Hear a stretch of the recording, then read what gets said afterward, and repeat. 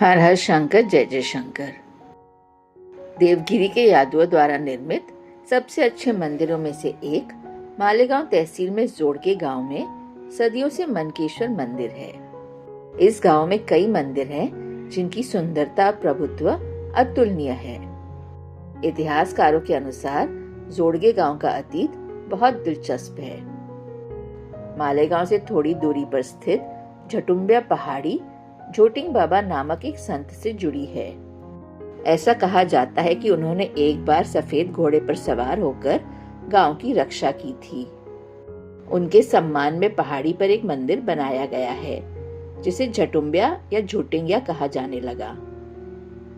संभवतः गांव का नाम भी इसी पहाड़ी और संत के नाम पर पड़ा है। मनकेश्वर मंदिर इसी पहाड़ी की तलहटी में स्थित है। स्थानीय लोगों का कहना है कि यह गांव पहले विपरीत दिशा में था, लेकिन जब भारत में प्लेग फैला तो ये उस जगह स्थानांतरित हो गया जहां मनकेश्वर मंदिर स्थित है। आदि ग्राम देवता भगवान मारुति आज भी अपने मूल स्थान पर विराजमान हैं। समय के साथ पूरा गांव एक किले में तब्दील हो गया और उत्तर दिशा में केवल एक ही पहुंच मार्ग था। किला अब ढह चुका है, लेकिन प्रवेश द्वार पर एक मारुति मंदिर और एक योद्धा की समाधि देखी जा सकती है। ऐसा प्रतीत होता है कि मराठों के शासन काल में ये गांव बेहद समृद्ध रहा होगा। समय के साथ गांव में और उसके आसपास कई खंडित मूर्तियां मिली हैं, जिनसे पता चलता है कि इस गांव पर औरंगजेब और आदिल शाही दोनों ने ही आक्रमण किया होगा। ऐसा माना जाता है कि हिमाद्री पंडित ने मनकेश्वर मंदिर के निर्माण के लिए इस स्थान को इसलिए चुना क्योंकि पूज्य संत जोटिंग बाबा इसी पहाड़ी पर निवास करते थे। हिमाद्री पंडित का मानना था कि अगर मंदिर पहाड़ी की तलहटी में स्थापित किया जाए तो यह प्राकृतिक आपदाओं से अच्छी तरह सुरक्षित रहेगा। मंदिर के लिए पत्थर पहाड़ी के दक्षिणी भाग से लाए गए थे। यह मंदिर 12वीं शताब्दी में बनाया गया था, जिसमें गांव दक्षिण दिशा में और मंदिर पश्चिम दिशा में था। बाहरी आग्र भाग पर स्थित मूर्तियां अद्भुत हैं। दीवारों पर शिकार के दृश्य, नर्तकियां, रंभा, तिलोत्तमा और उर्वशी जैसी अप्सराएं और संगीतकार सुशोभित हैं।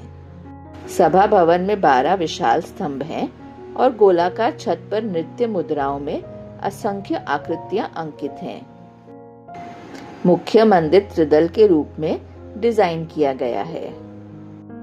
भोग मंडप में 2 हॉल हैं जिनमें भव्य रूप से अलंकृत मूर्तियां हैं। ये हॉल अच्छी तरह से प्रकाशित और हवादार हैं। दिलचस्प बात यह है कि इस हॉल में खिड़कियां भी हैं, जो उस समय एक नई अवधारणा थी।